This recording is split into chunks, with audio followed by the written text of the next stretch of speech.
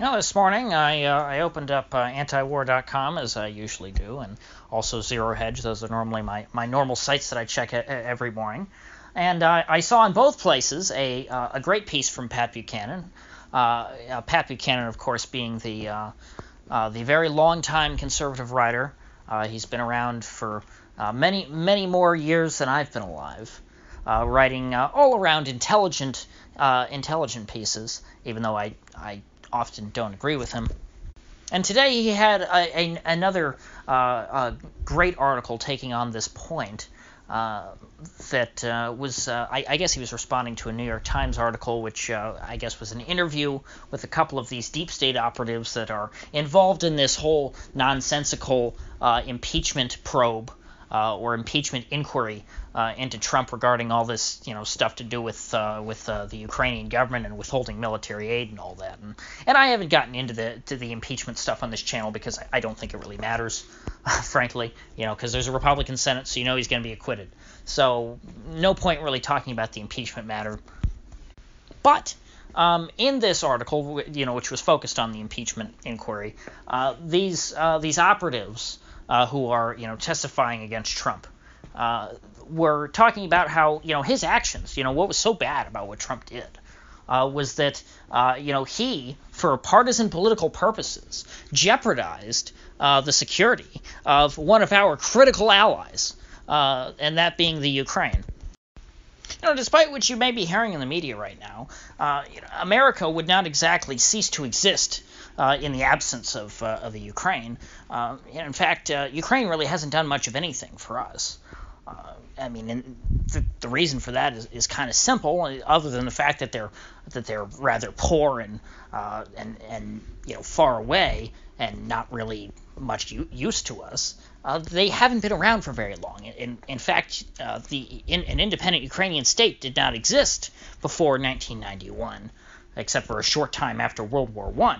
And so that means that, for all of American history, so over 200 years up until that point, America's, survived just fine, while the Ukraine was under total domination by the Russian Empire and then the Soviet Union.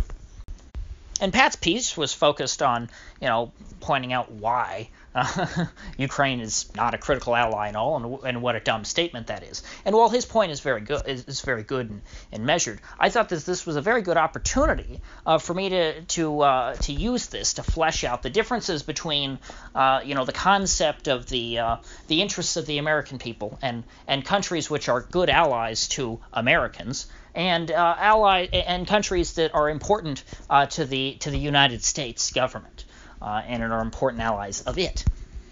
Now, we in this country go to school and we're raised that we have a government of, for, and by the people, and so therefore the interests of the government and the interests of the people are one and the same, because the government is just trying to carry out and act on behalf of the people, because it's elected, and that's how democracy works, right? And so therefore, their interests are, synonymous.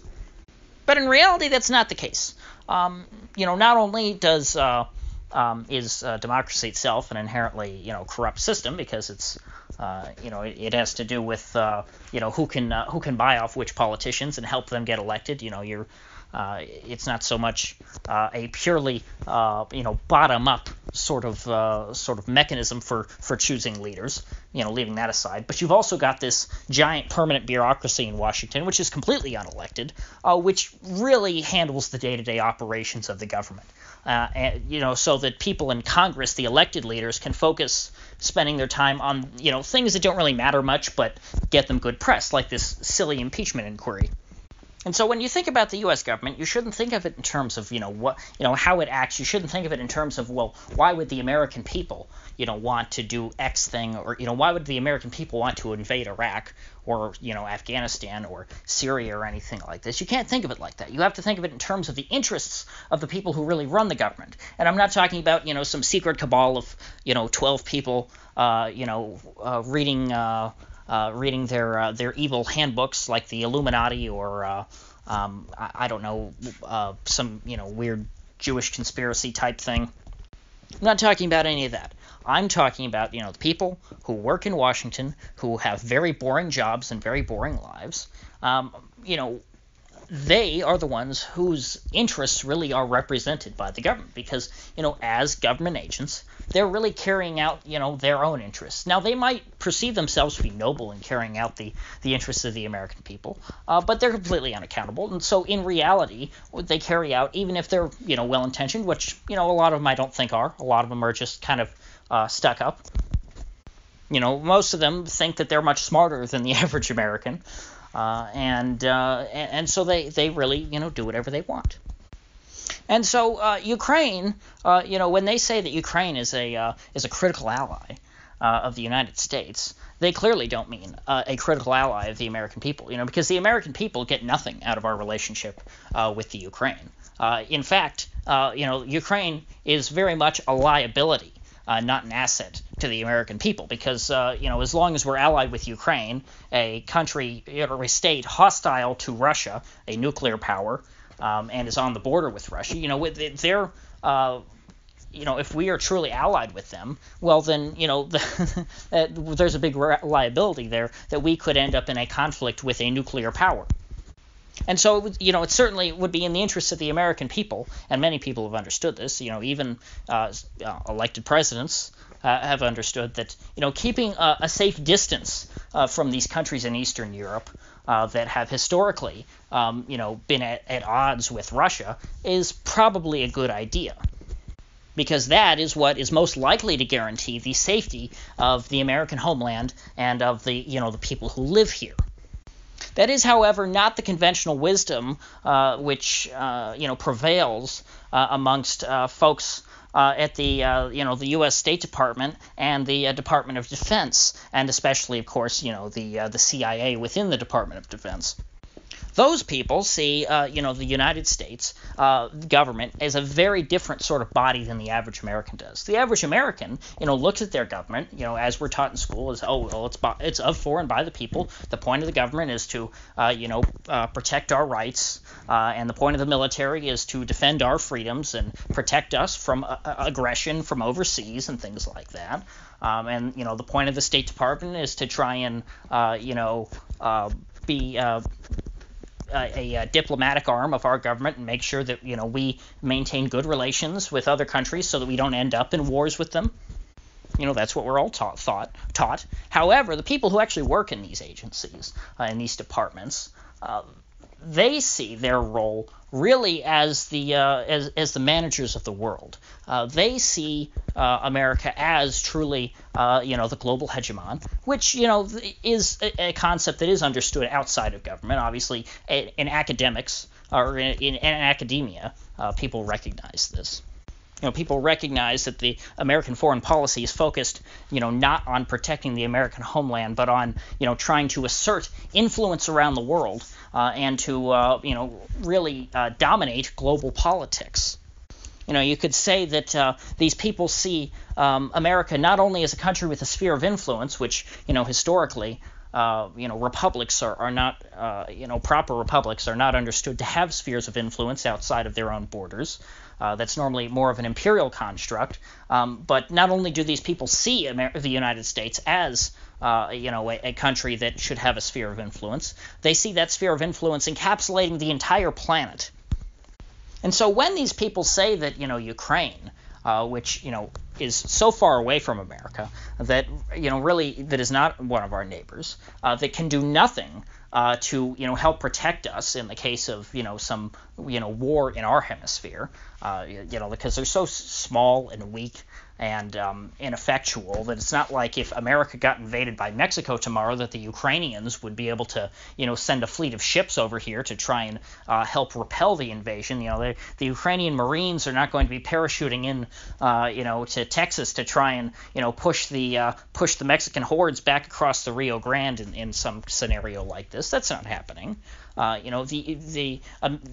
The U.S. can see no benefit at home from this relationship with Ukraine. So what is the relationship? Why do these people see Ukraine as a critical ally?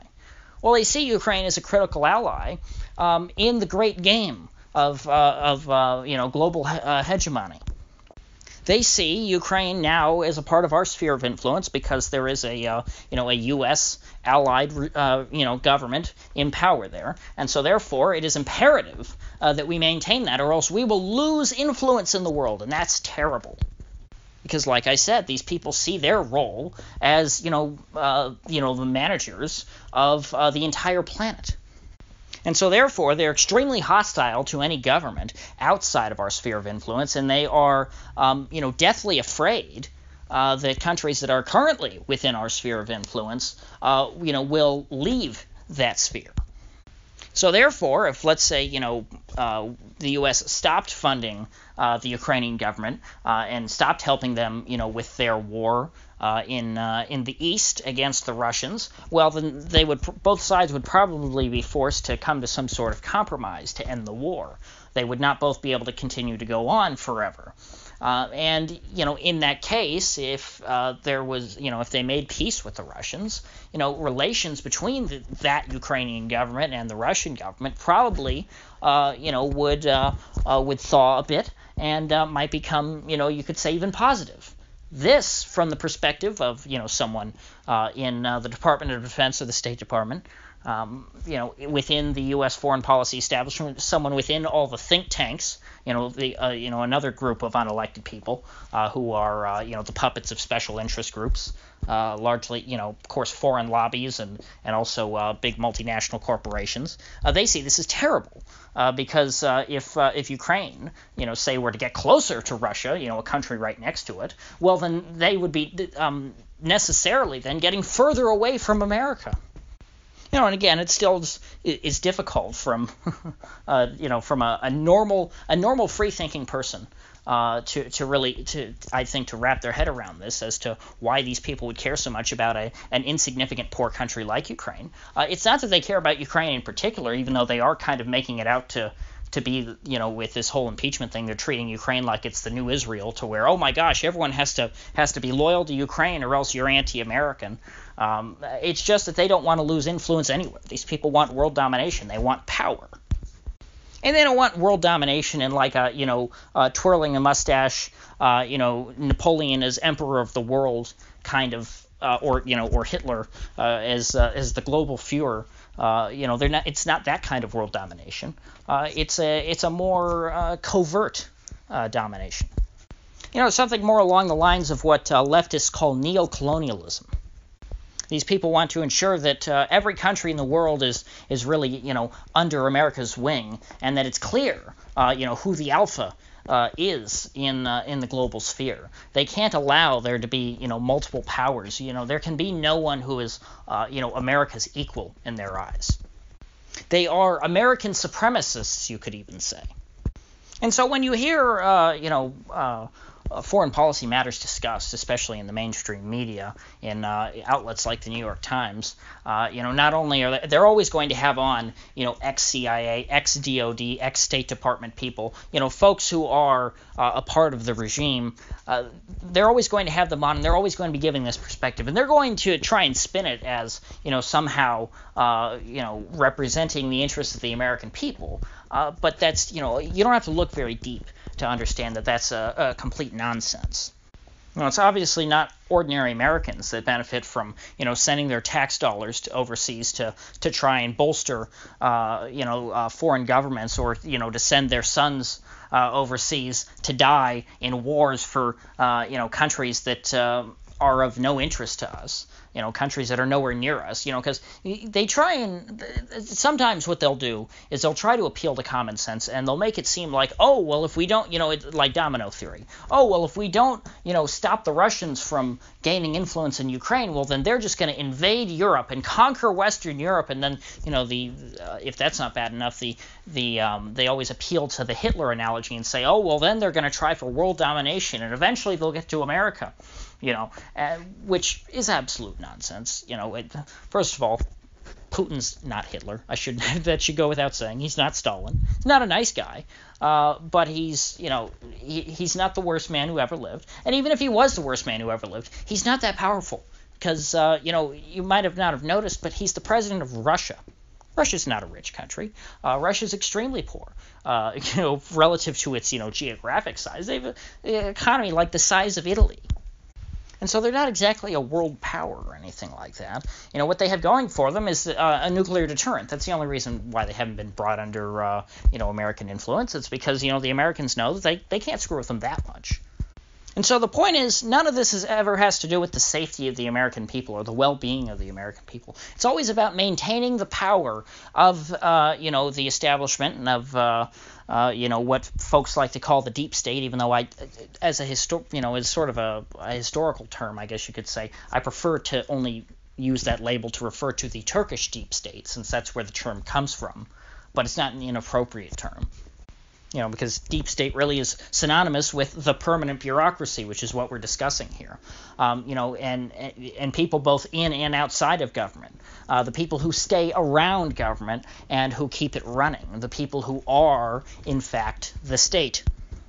These people are not, selfless public servants. They're not there to fight for your interests. They are there to maintain their own position and to improve it. And they have, a very imperialistic ideology that has evolved over many generations. You could date it back to World War II if you want. You could date it back to Woodrow Wilson. You could date it back to Theodore Roosevelt. You could date it back to Abraham Lincoln. Heck, you could date it back to Alexander Hamilton. But this idea of having to micromanage world affairs has not gone away. So in closing, these people are a bunch of self-important parasites. After successfully, reaching the apex of power in our own country, they then were so full of themselves and all the money that they've plundered from the American people that they decided to start using that to try and spread their influence abroad. And while that might sound impressive, these people are, as a rule, pretty unimpressive and, low IQ type people. And so there's no reason why we should accept this as Americans. In fact, I think it is the duty of every American to educate themselves on, not just foreign aid, but, the military-industrial complex and all the various ways in which they plunder money from us and waste it on these overseas imperial adventures. $1.5 million alone has been sent to aid the Ukrainian war. And, of course, all that has really been flushed down the tube since, they fought the Russians to a stalemate, and that's about as good as things are going to get. The Russians don't want to escalate too much because, Russian resources are limited. They didn't really want a big full-scale war in Ukraine, and Ukraine's resources are limited just by the fact that they're a rather small and backward country. And again, I don't mean small geographically. Ukraine is small economically. Geographically, I believe they're the largest country in Europe, not including Russia, which is largely outside of Europe. So in closing, don't accept any of this crap. They're not our ally. They're not a good ally. We have nothing to gain from allying with them. And you should not be afraid to tell people that, especially, if you're talking to folks, because, again, I'm not a big Trump guy. But this impeachment stuff is nonsense. And so, if Democrats, of all people, the folks who are supposed to be the peaceniks, start giving you this crap about how, he wasn't good to our allies, ask them what we gain from being allied with Ukraine. Ask them how that's not a one-sided relationship as far as the American people are concerned. Because, again, I explained very much what the state, or you can call them the deep state, but I just prefer the state because that's what they are, what the state gets out of allying with Ukraine. They gain influence, which is what they want. So if you get anything of value out of this video, I'd appreciate you clicking that like button and sharing this video. And if you haven't already, please do subscribe because I do upload every day and I'd hate to have you miss one. So I'll see you folks back here tomorrow.